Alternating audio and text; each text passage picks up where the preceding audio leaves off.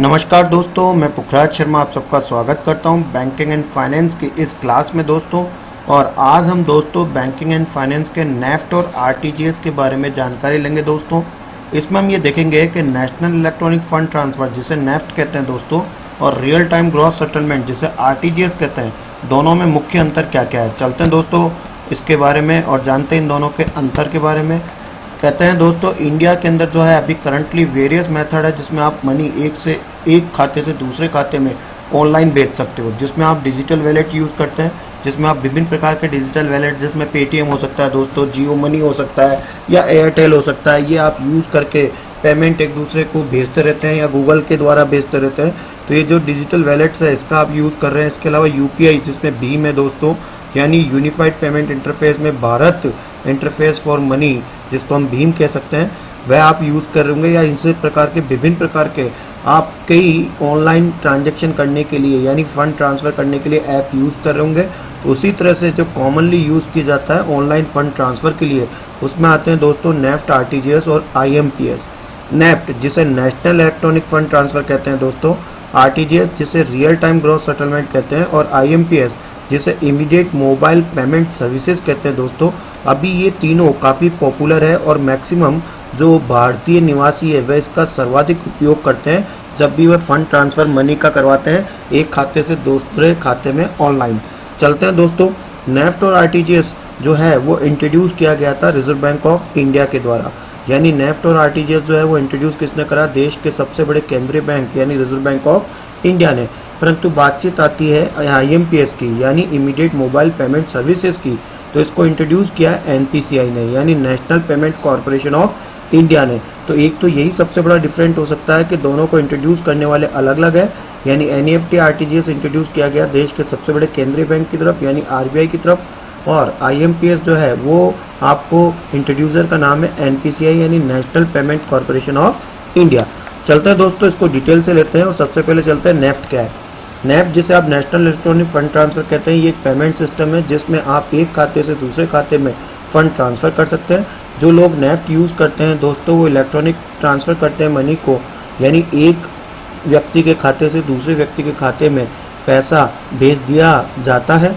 कहा जाता है दोस्तों ये आपका एक पेमेंट सिस्टम है, और नेफ्ट सिस्टम के द्वारा ये रियल टाइम बेसिस के ऊपर नहीं जाके फंड ट्रांसफ़र जो सेटलमेंट होता है दोस्तों वो 23 हाफ ईयरली बैचेस के अंदर होता है। यानी नेफ्ट में जो आप पेमेंट भेजते हैं वो बैचेस के हिसाब से जाता है, और पूरे एक दिन में 23 हाफ ईयरली जो है वो बैचेस जाता है, जबकि रियल टाइम ग्रॉस सेटलमेंट में पेमेंट जो जाता है दोस्तों वो रियल टाइम बेसिस जाता है।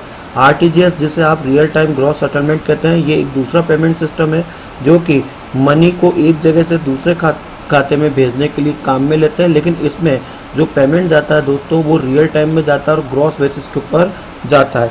आरटीजीएस जो है दोस्तों वो लार्ज वैल्यू ट्रांजैक्शन के लिए काम में लेते हैं जिसमें आपको बड़ा पेमेंट एक साथ भेजना करना है। और बात आती है दोस्तों आईएमपीएस की, जिसे कि एनपीसीआई ने डेवलप करा है दोस्तों।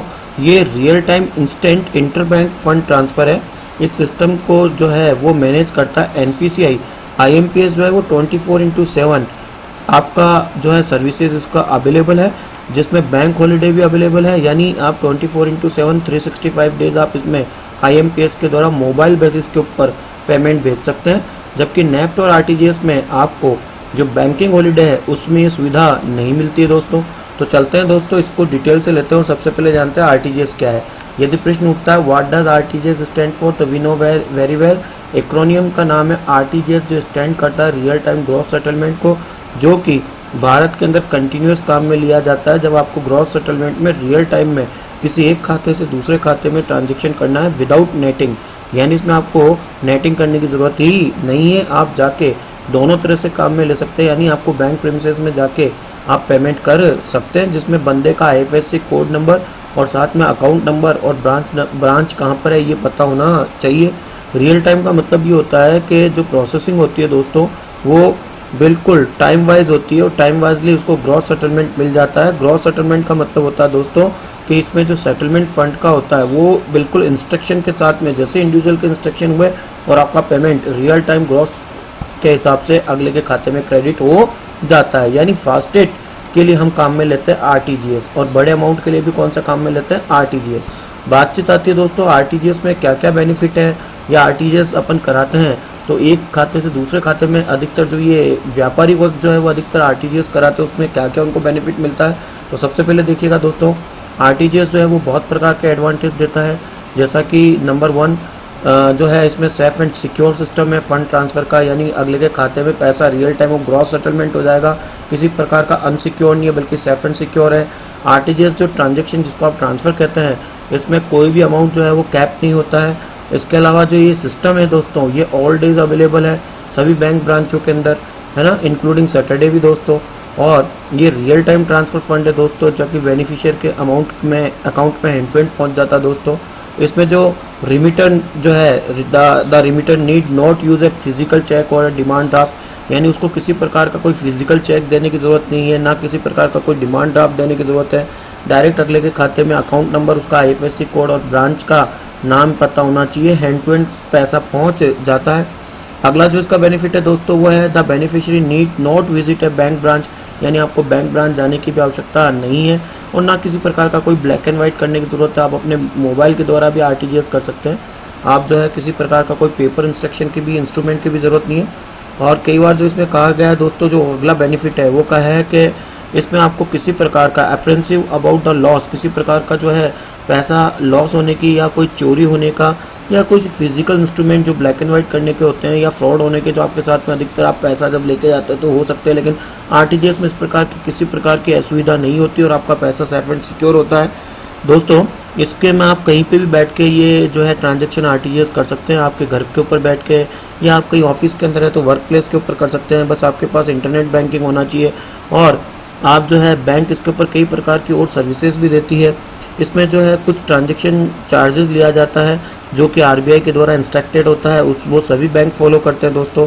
और ये आपकी हम कह सकते हैं ये जो ट्रांजैक्शन होते हैं दोस्तों वो लीगल बैकिंग होते हैं, यानी किसी प्रकार का आपका पैसा जो है अगले के खाते में क्रेडिट नहीं होता है तो आपका पैसा वापस आपको रिफंड कर दिया जाएगा और डिले होने के ऊपर आपको बाकायदा जो है एक्स्ट्रा इंटरेस्ट भी दिया जाएगा जो 2% होगा रेपो रेट का दोस्तों, जो अपन इसके लास्ट में पढ़ेंगे।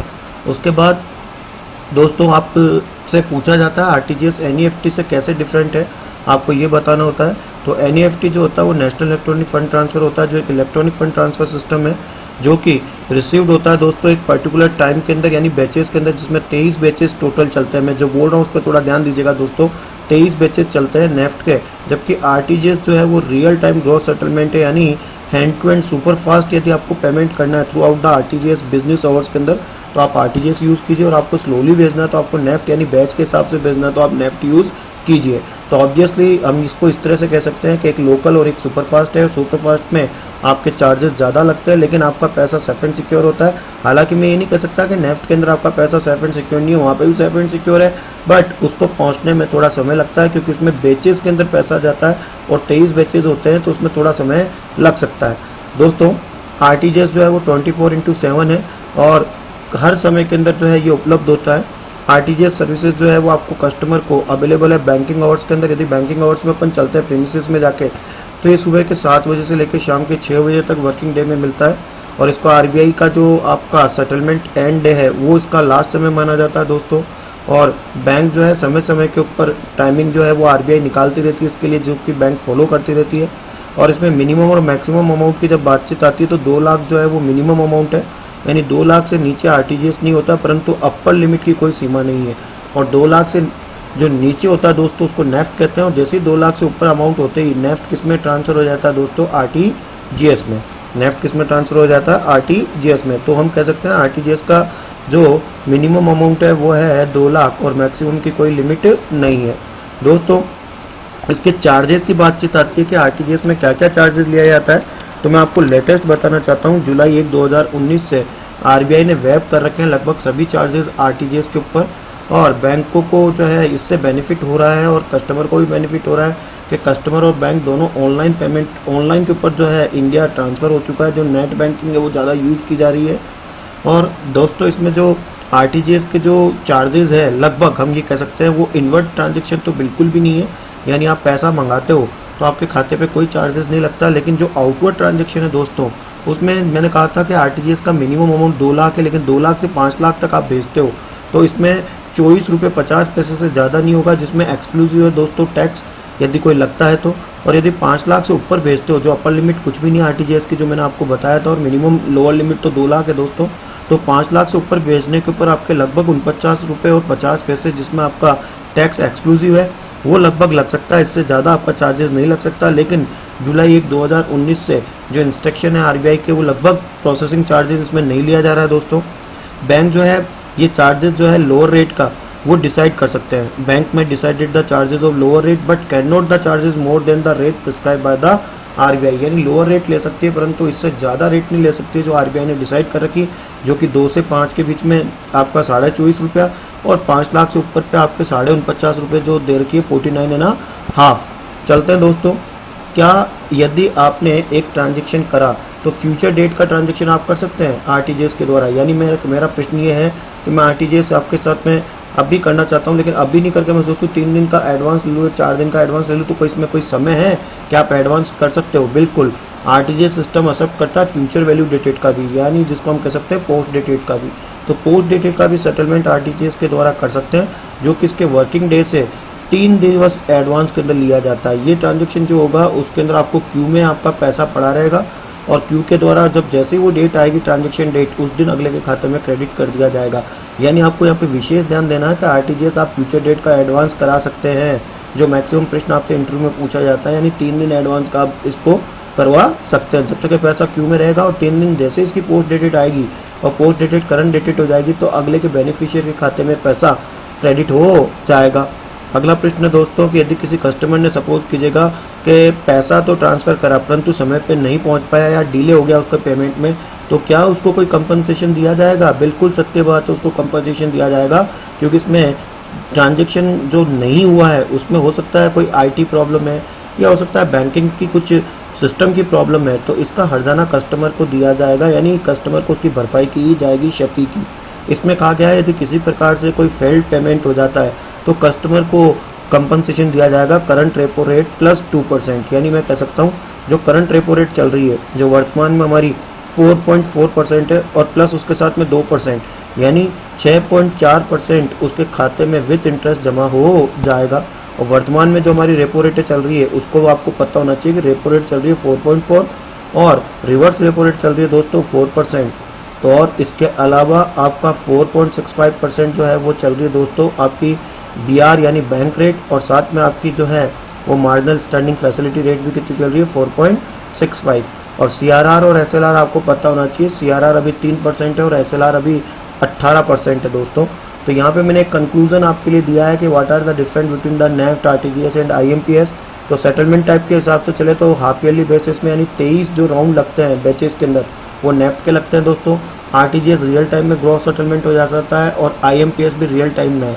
उसके अलावा मिनिमम ट्रांसफ़र लिमिट जो है वो मिनिमम 1 रुपया है और मैक्सिमम इसकी 2 लाख तक है नेफ्ट की, और आरटीजीएस की मिनिमम 2 लाख है दोस्तों, और आईएमपीएस की मिनिमम कितनी है 1 रुपया। मैक्सिमम ट्रांसफ़र लिमिट के अंदर देखिएगा यहाँ एक है नो लिमिट, लेकिन ये डिपेंड करता है कि maximum amount per transaction limit जो है वो 50,000 for cash basis remittance within India और Nepal under Indo Nepal remittance facility scheme, यानी जो हम नेपाल और के अंदर जो ट्रांसफ़र करते हैं दोस्तों उसमें आपकी मैक्सिमम जो लिमिट है वो 50,000 है, और वैसे कोई लिमिट नहीं है नेफ्ट की, लेकिन मिनिमम 1 रुपया है। और आरटीजीएस की मिनिमम 2 लाख है लेकिन मैक्सिमम की कोई लिमिट नहीं है। आईएमपीएस की दोस्तों मिनिमम 1 रुपया है लेकिन मैक्सिमम 2 लाख तक है, और सर्विस टाइमिंग जो है वो 8 से लेकर 7 तक मिलती है। यानी मैं कह सकता हूँ कि आपका जो वर्किंग डे है वो सुबह 8 से लेकर शाम को 7 बजे तक मिलती है, परंतु जो आपका सेकंड और फोर्थ सैटरडे होता है जिस दिन बैंकिंग हॉलीडे रहता है उसके ऊपर आपको ये सर्विस नहीं मिलती है। इसके अलावा संडे के दिन नहीं मिलती है, और जो बैंक के हॉलीडे डिक्लेयर्ड होते हैं उसमें ये सर्विस नहीं मिलती। यानी टोटल आपको 23 half yearly settlement batches NEFT में मिलते हैं। आरटीजीएस की बातचीत चले तो 8 से 6 कह सकते हैं ऑल वर्किंग डे में यदि आप प्रीमिसेस में जाके कराते हैं बैंक में, तो अदरवाइज जो आपके बैंक हॉलीडे है उस दिन ये सर्विस बैंक में नहीं मिलेगी, संडे के दिन नहीं मिलेगी, लेकिन ऑनलाइन तो आपको 24/7 अवेलेबल है। और ऐसे आईएमपीएस की बातचीत आती है तो आईएमपीएस भी 24/7 365 डेज अवेलेबल है।